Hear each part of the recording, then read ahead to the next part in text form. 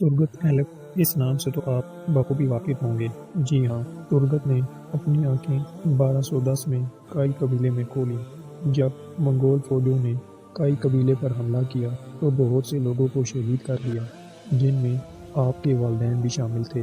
یتیم ہونے کے بعد آپ کی پرورش کا ذمہ ارطغرل غازی کی والدہ آئمہ عالم نے کی۔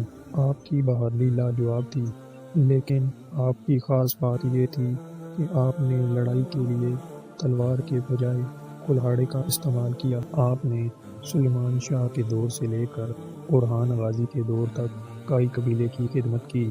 عثمان غازی کے دور میں بھی ایناگول شہر کی فتح کو آپ کے نام سے یاد کیا جاتا ہے۔